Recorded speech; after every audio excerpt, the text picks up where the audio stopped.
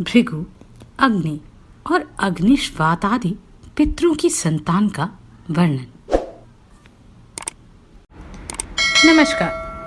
अगर आप किसी कारणवश मुझे सब्सक्राइब नहीं कर सकते तो लाइक अवश्य कीजिएगा। श्री मैत्रेय जी बोले, हे मुनि, मैंने आपसे जो कुछ पूछा था वह सब आपने वर्णन किया। आप भृगु जी की संतान से लेकर संपूर्ण सृष्टि का आप मुझसे फिर वर्णन कीजिए। श्री पराशर जी बोले, भृगु जी के द्वारा ख्याति से विष्णु पत्नी लक्ष्मी जी और धाता विधाता नामक 2 पुत्र उत्पन्न हुए। महात्मा मेरु की आयति और नियति नामनी कन्याएं धाता और विधाता की स्त्रियां थीं। उनसे उनके प्राण और मृकंडु नामक 2 पुत्र हुए। मृकंडु से मार्कंडेय और उनसे वेदशिरा का जन्म हुआ। अब प्राण की संतान का वर्णन सुनो। प्राण का पुत्र द्युतिमान और उसका पुत्र राजवान हुआ। हे महाभाग, उस राजवान से फिर भृगुवंश का बड़ा विस्तार हुआ। मरीचि की पत्नी संभूति ने पौर्णमास को उत्पन्न किया। उस महात्मा के विरजा और पर्वत 2 पुत्र थे। हे द्विज, उनके वंश का वर्णन करते समय मैं उन दोनों की संतान का वर्णन करूंगा। अंगिरा की पत्नी स्मृति थी। उसके सिन्नी वाली कुहू, राका और अनुमति नाम की कन्याएं हुई। अत्रि की भार्या अनुसूया ने चंद्रमा, दुर्वासा और योगी दत्तात्रेय इन निष्पाप पुत्रों को जन्म दिया। पुलस्त्य की स्त्री प्रीति से दत्तोली का जन्म हुआ, जो अपने पूर्व जन्म में स्वयंभुव मनवंतर में अगस्त्य कहा जाता था। प्रजापति पुलह की पत्नी क्षमा से कर्दम, उर्वरियान और सहिष्णु ये 3 पुत्र हुए। क्रतु की संतति नामक भार्या ने अंगूठे के पौरों के समान शरीर वाले तथा प्रखर सूर्य के समान तेजस्वी बाल खिल्य आदि 60,000 उधर्वरेता मुनियों को जन्म दिया। वशिष्ठ की ऊर्जा नामक स्त्री से रज, गौत्र, उधर्वबाहु, सवन, अनग, सुत्पा और शुक्र ये 7 पुत्र उत्पन्न हुए। ये निर्मल स्वभाव वाले समस्त मुनिगण तीसरे मनवंतर में सप्तऋषि हुए। हे द्विज, अग्नि का अभिमानी देव, जो ब्रह्मा जी का ज्येष्ठ पुत्र है, उसके द्वारा स्वाहा नामक पत्नी से अति तेजस्वी पावक, पवमान और जल को भक्षण करने वाला शुचि ये 3 पुत्र हुए। इन तीनों के प्रत्येक के 15-15 पुत्र के क्रम से 45 संतानें हुई। पिता अग्नि और उसके 3 पुत्रों को मिलाकर ये सब अग्नि ही कहलाते हैं। इस प्रकार कुल 49 अग्नि कहे गए हैं। हे द्विज, ब्रह्मादि द्वारा रचे गए जिन अनगनिक, अग्निश्वाता और साग्निक बहरिषद आदि पितरों के विषय में तुमसे कहा था, उनके द्वारा स्वधा ने मैना और धारणी नामक 2 कन्याएं उत्पन्न की। वे दोनों ही उत्तम ज्ञान से संपन्न और सभी गुणों से युक्त ब्रह्मवादिनी तथा योगिनी थी। इस प्रकार यह दक्ष कन्याओं की वंश परंपरा का वर्णन किया। जो कोई श्रद्धा पूर्वक इसका स्मरण करता है वह निसंतान नहीं रहता। श्री पराशर जी बोले, हे मैत्रेय, मैंने तुम्हें स्वयंभू मनु के प्रियव्रत एवं उत्तानपाद नामक 2 महाबलवान और धर्मज्ञ पुत्र बतलाए थे।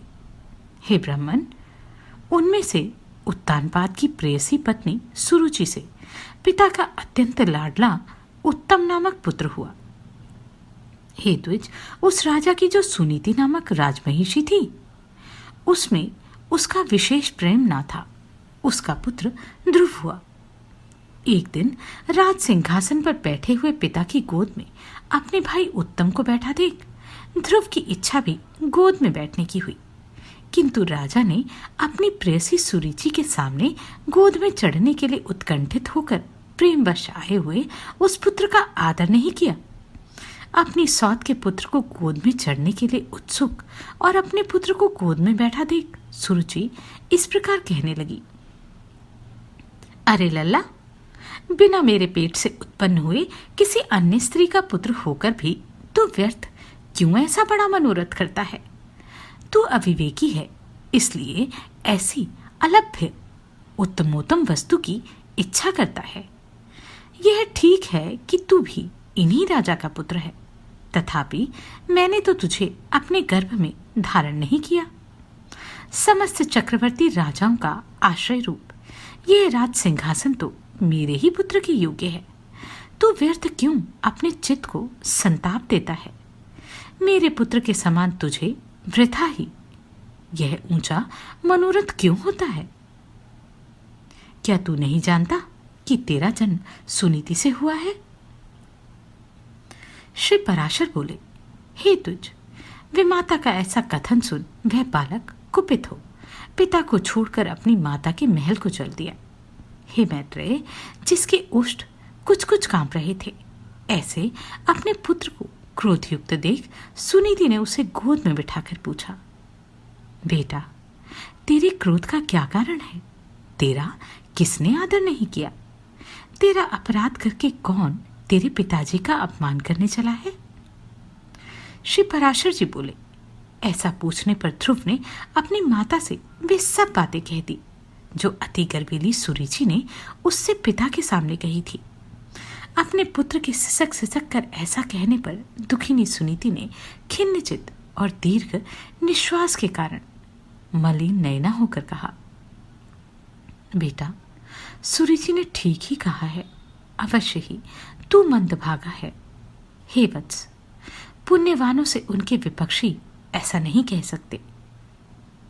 बेटा, तू व्याकुल मत हो, क्योंकि तूने पूर्व जन्मों में जो कुछ किया है उसे दूर कौन कर सकता है, और जो नहीं किया है वह तुझे दे भी कौन सकता है। इसलिए तुझे उसके वाक्यों से खेद नहीं करना चाहिए। हे वत्स, जिसका पुण्य होता है उसी को राजासन, राजछत्र तथा उत्तम उत्तम घोड़े और हाथी आदि मिलते हैं। ऐसा जानकर तू शांत हो जा। अन्य जन्मों में किए हुए पुण्य कर्मों के कारण ही सुरुचि में राजा की रुचि अर्थात प्रीति है। पुण्यहीना होने से ही मुझ जैसी स्त्री केवल भार्या अर्थात भरण करने योग्य ही कही जाती है। उसी प्रकार उसका पुत्र उत्तम भी बड़ा पुण्यपुंज संपन्न है, और मेरा पुत्र तू ध्रुव मेरे समान ही अल्प पुण्यवान है।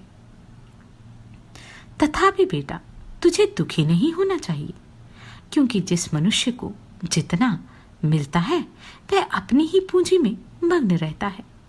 और यदि सुरुचि के वाक्यों से तुझे अत्यंत दुखी हुआ है तो सर्व फलदायक पुण्य के संग्रह करने का प्रयत्न कर। तू सुशील, पुण्यात्मा, प्रेमी और समस्त प्राणियों का हितैषी बन, क्योंकि जैसे नीची भूमि की ओर ढलकता हुआ जल अपने आप ही पात्र में आ जाता है, वैसे ही सत्पात्र मनुष्य के पास स्वतः ही समस्त संपत्तियां आ जाती हैं। ध्रुव बोला, माताजी, तुमने मेरे चित्त को शांत करने के लिए जो वचन कहे हैं वे दुर्वाक्यों से बिंधे हुए मेरे हृदय में तनिक भी नहीं ठहरते। इसलिए मैं तो अब यही प्रयत्न करूंगा जिससे संपूर्ण लोगों से आदरणीय सर्वश्रेष्ठ पद को प्राप्त कर सकूं।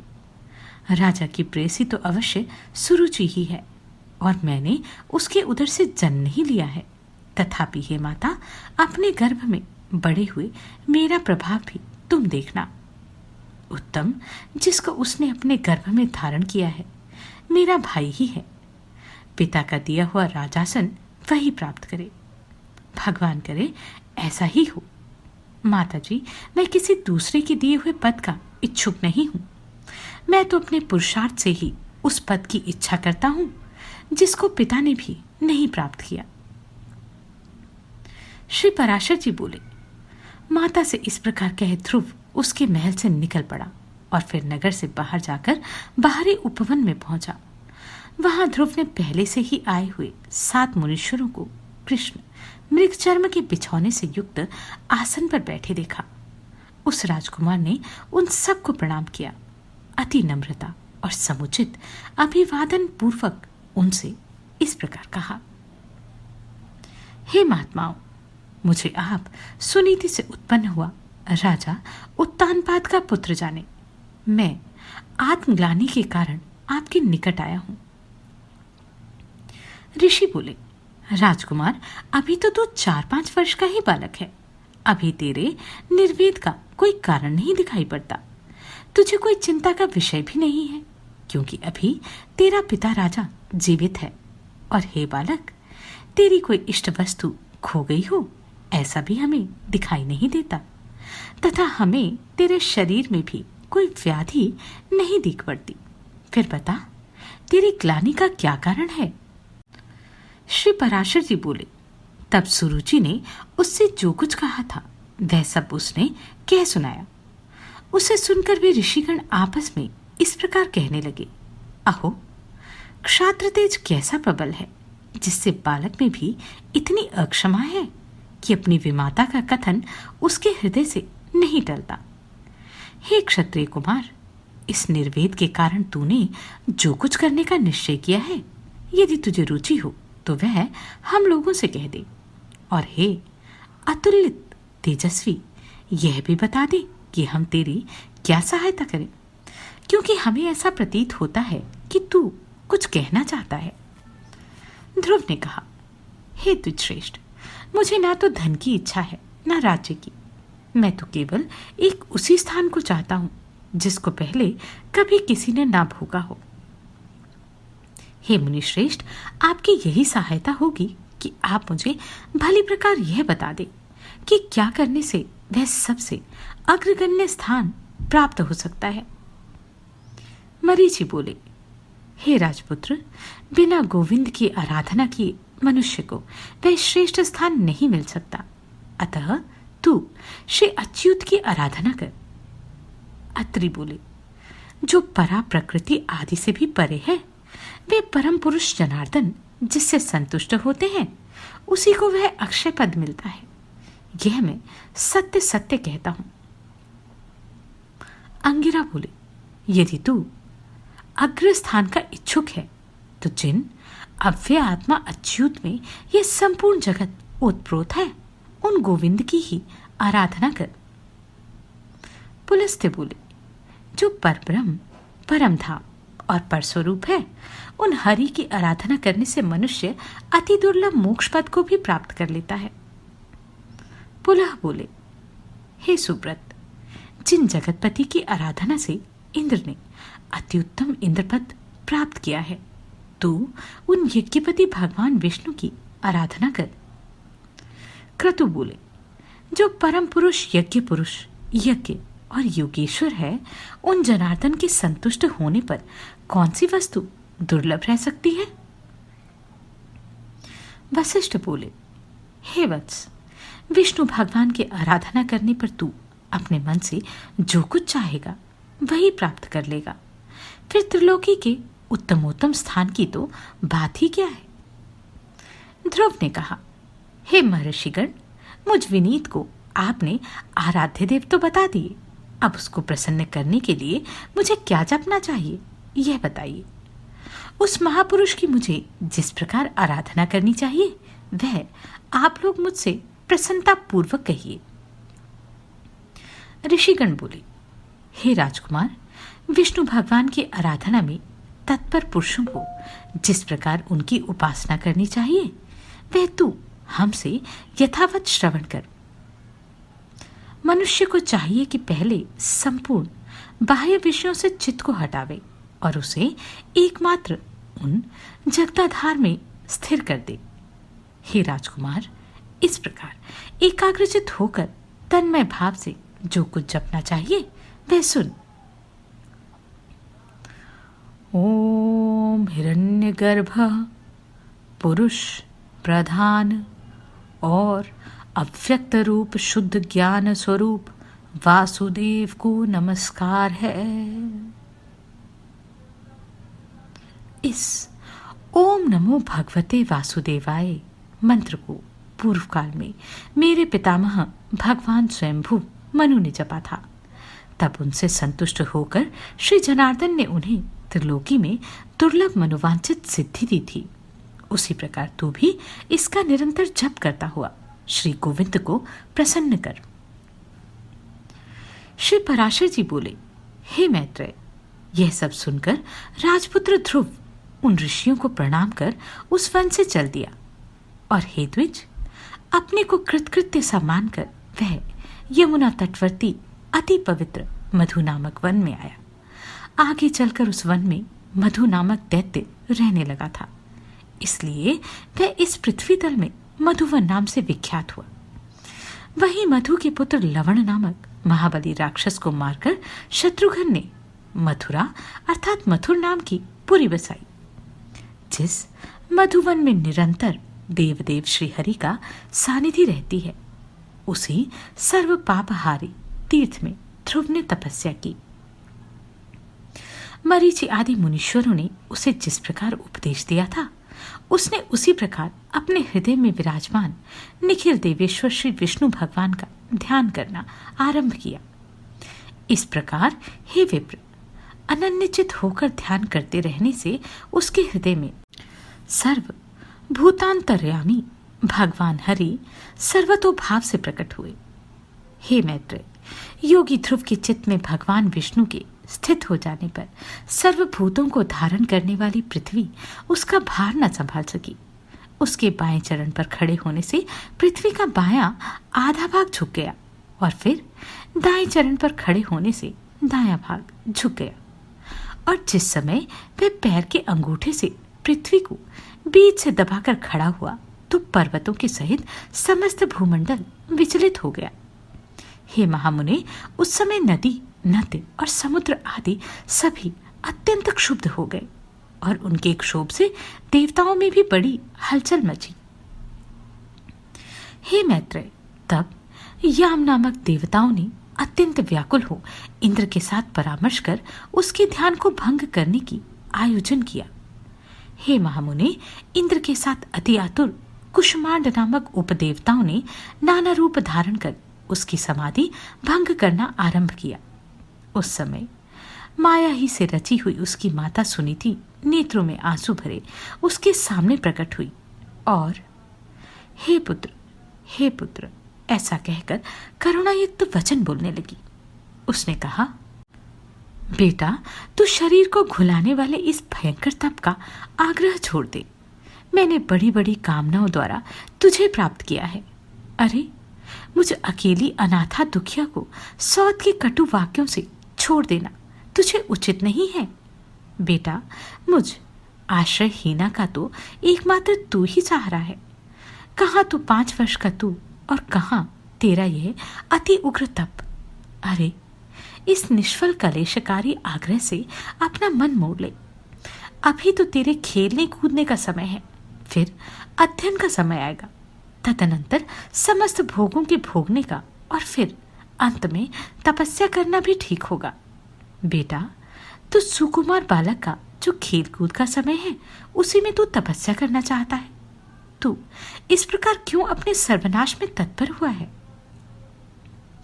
तेरा परम धर्म तो मुझको प्रसन्न रखना ही है, अतः तू अपनी आयु और अवस्था के अनुकूल कर्मों में ही लग। मोह का अनुवर्तन ना कर और इस तपस्वी अधर्म से निवृत्त हो। बेटा, यदि आज तू इस तपस्या को ना छोड़ेगा तो देख, तेरे सामने ही मैं अपने प्राण छोड़ दूंगी। श्री पराशर जी बोले, हे मैत्रेय, भगवान विष्णु में चित्त स्थिर रखने के कारण ध्रुव ने उसे आंखों में आंसू भरकर इस प्रकार विलाप करती देखकर भी नहीं देखा।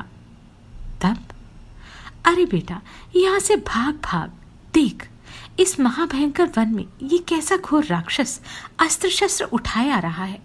ऐसा कहती हुई वे चली गई और वहां जिनके मुख से अग्नि की लपटें निकल रही थी, ऐसे अनेकों राक्षसगण अस्त्र शस्त्र संभाले प्रकट हो गए। उन राक्षसों ने अपने अति चमकीले शस्त्रों को घुमाते हुए उस राजपुत्र के सामने बड़ा भयंकर कोलाहल किया।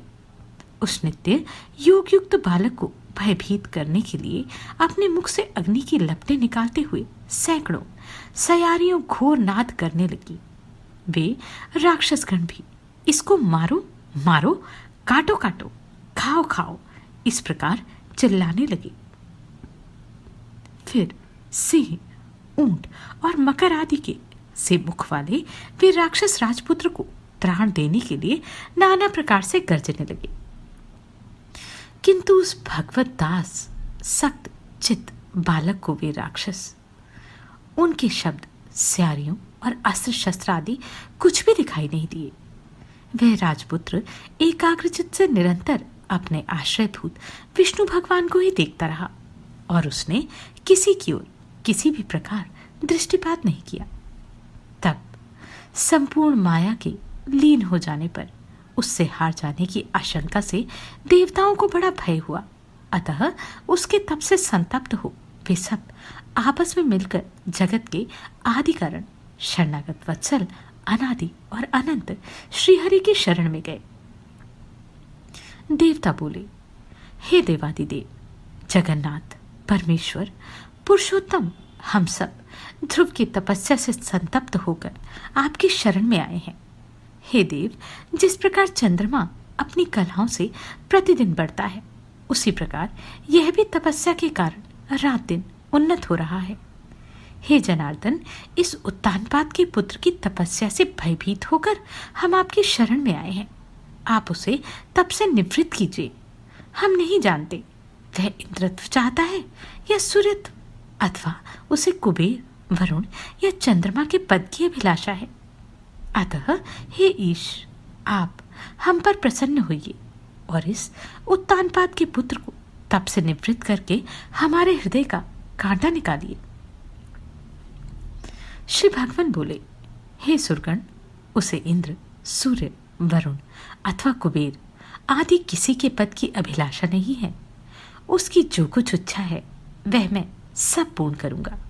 हे देवगण, तुम निश्चिंत होकर इच्छानुसार अपने अपने स्थानों को जाओ। मैं तपस्या में लगे हुए बालक को निवृत्त करता हूं। श्री पराशर जी बोले, देवादिदेव भगवान के ऐसा कहने पर इंद्र आदि समस्त देवगण उन्हें प्रणाम करके अपने अपने स्थानों को गए। सर्वात्मा भगवान हरि ने भी ध्रुव की तन्मयता से प्रसन्न हो उसके निकट चतुर्भुज रूप से जाकर इस प्रकार कहा, हे उत्तानपाद के पुत्र ध्रुव, तेरा कल्याण हो। मैं तेरी तपस्या से प्रसन्न होकर तुझे वर देने के लिए प्रकट हुआ हूं। हे सुव्रत, तू वर मांग। तूने संपूर्ण बाह्य विषयों से उपरत होकर अपने चित्त को मुझ में ही लगा दिया है, अतः मैं तुझसे अति संतुष्ट हूं। अब तू अपनी इच्छानुसार श्रेष्ठ वर मांग। श्री पराशर जी कहते हैं, देवादिदेव भगवान के ऐसे वचन सुनकर बालक ध्रुव ने आंखें खोली और अपनी ध्यान अवस्था में देखे हुए भगवान हरि को साक्षात अपने सम्मुख खड़े देखा। श्री अच्युत को किरीट तथा शंख, चक्र, गदा, शांग धनुष और खड़ग धारण किए देख उसने पृथ्वी पर सिर रखकर प्रणाम किया और सहसा रोमांचित तथा परम भयभीत होकर उसने देव देव की स्तुति करने की इच्छा की। किंतु इनकी स्तुति के लिए मैं क्या कहूं? क्या कहने से इनका स्तवन हो सकता है? यह न जानने के कारण वह चित्त में व्याकुल हो गया और अंत में उसने उन देव देव की ही शरण ली। ध्रुव ने कहा, भगवान, आप यदि मेरी तपस्या से संतुष्ट हैं तो मैं आपकी स्तुति करना चाहता हूं। आप मुझे यही वर दीजिए जिससे मैं स्तुति कर सकूं। हे देव, जिनकी गति ब्रह्मा आदि वेदज्ञ जन भी नहीं जानते, उन्हीं आपका मैं बालक कैसे स्तवन कर सकता हूं?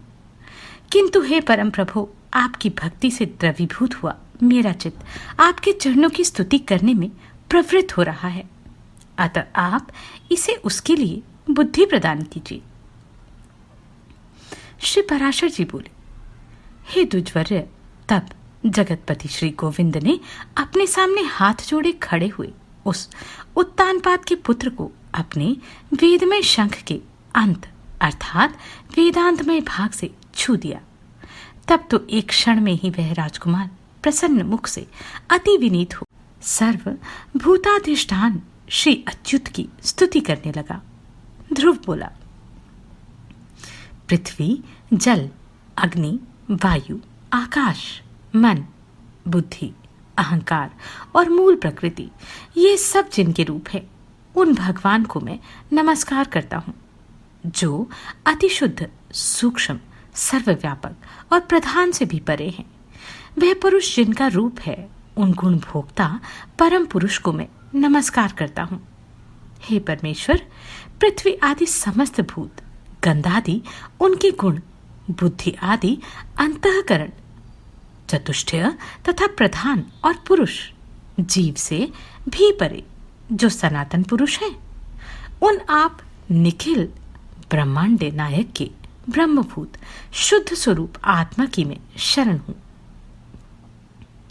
हे सर्वात्मन, हे योगियों की चिंतनीय, व्यापक और वर्धनशील होने के कारण आपका जो ब्रह्म नामक स्वरूप है, उस विकार रहित रूप को मैं नमस्कार करता हूं।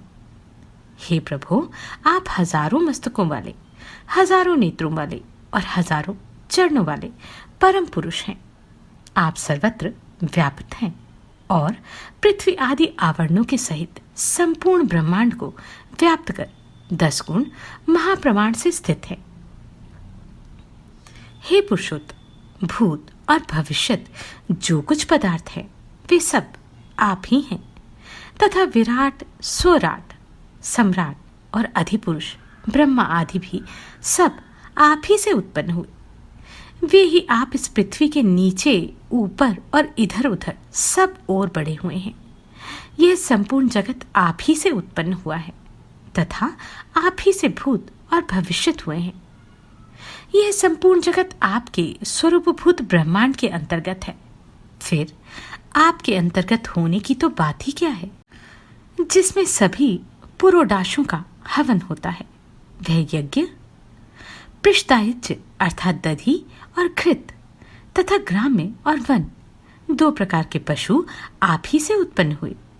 आप ही से ऋक्, साम और गायत्री आदि छंद प्रकट हुए। आप ही से यजुर्वेद का प्रादुर्भाव हुआ है और आप ही से अश्व तथा एक और दांत वाले महिष आदि जीव उत्पन्न हुए हैं। आप ही से गौं, बकरियों, भेड़ों और मृगों की उत्पत्ति हुई है। आप ही के मुख से ब्राह्मण, बाहुओं से क्षत्रिय, जंघाओं से वैश्य और चरणों से शूद्र प्रकट हुए हैं तथा आप ही के नेत्रों से सूर्य, प्राण से वायु, मन से चंद्रमा, भीतरी छिद्र अर्थात नासरांध्र से प्राण, मुख से अग्नि, नाभि से आकाश, सिर से स्वर्ग, क्षोत्र से दिशाएं और चरणों से पृथ्वी आदि उत्पन्न हुए हैं।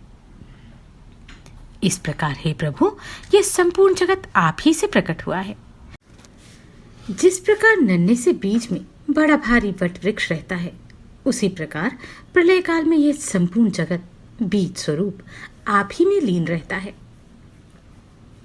जिस प्रकार बीज से अंकुर रूप में प्रकट हुआ वट वृक्ष बढ़कर अत्यंत विस्तार वाला हो जाता है, उसी प्रकार सृष्टि काल में यह जगत आप ही से प्रकट होकर फैल जाता है। हे ईश्वर, जिस प्रकार केले का पौधा छिलके और पत्तों से अलग दिखाई नहीं देता, उसी प्रकार जगत से आप पृथक नहीं हैं। वह आप ही में स्थित देखा जाता है।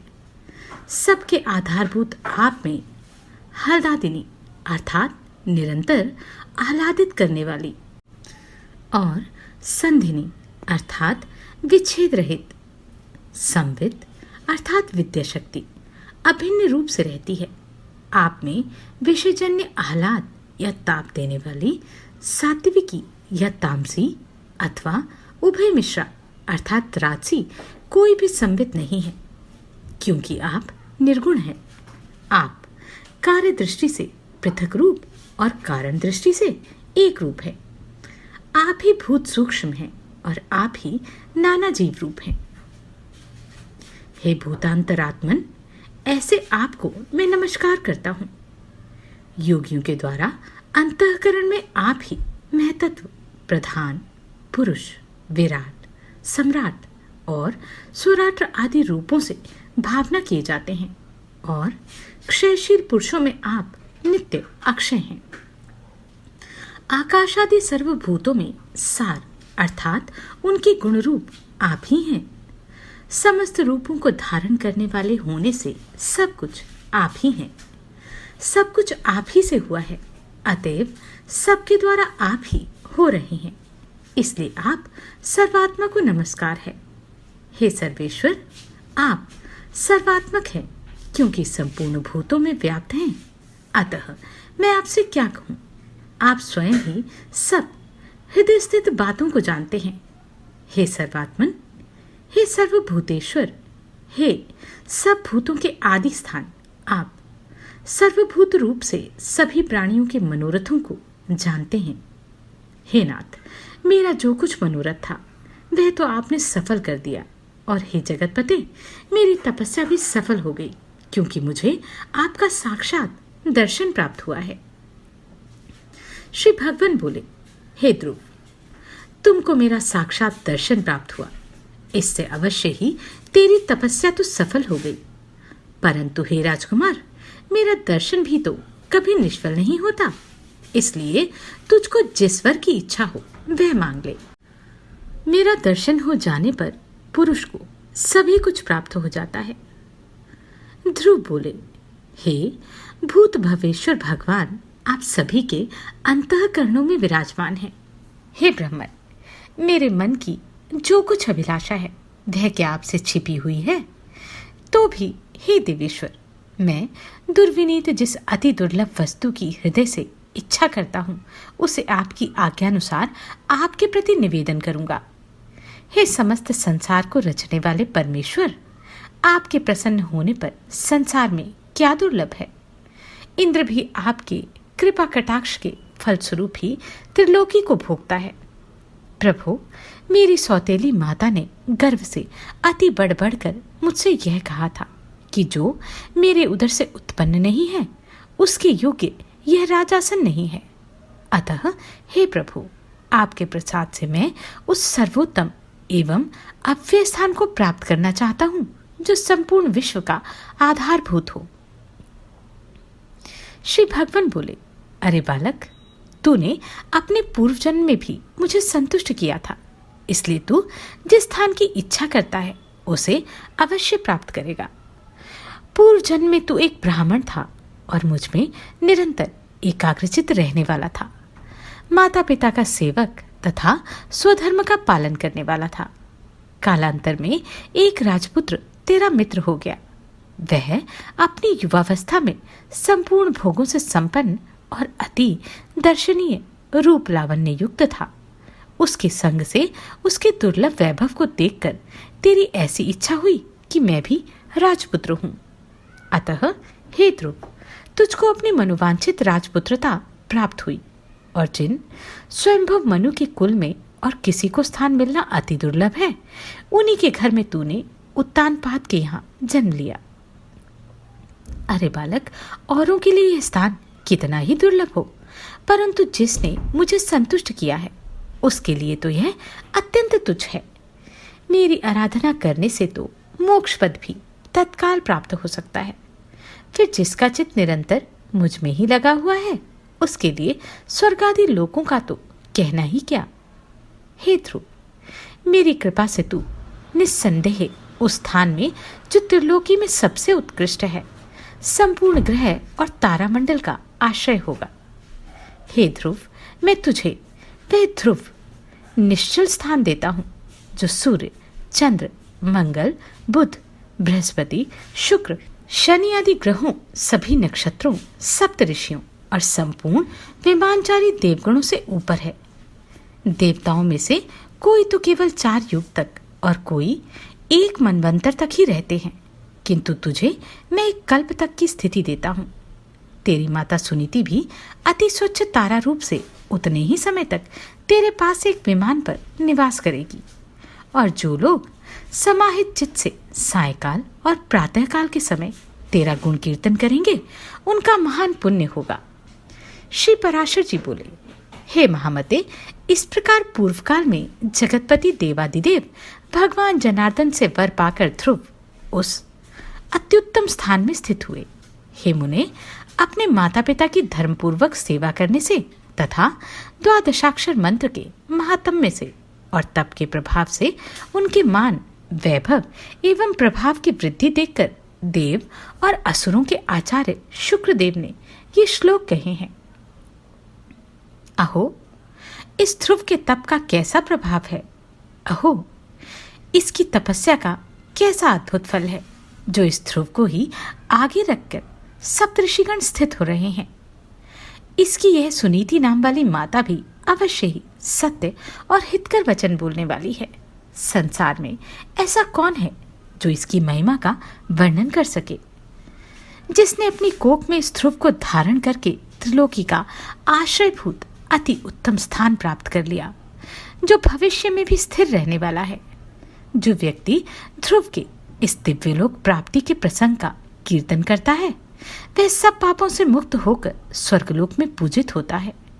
वह स्वर्ग में रहे अथवा पृथ्वी में कभी अपने स्थान से च्युत नहीं होता तथा समस्त मंगलों से भरपूर रहकर बहुत काल तक जीवित रहता है।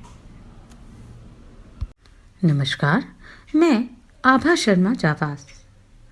यदि आपको मेरा ये प्रयत्न सराहनीय लगा हो तो मुझे सब्सक्राइब करके प्रोत्साहित करें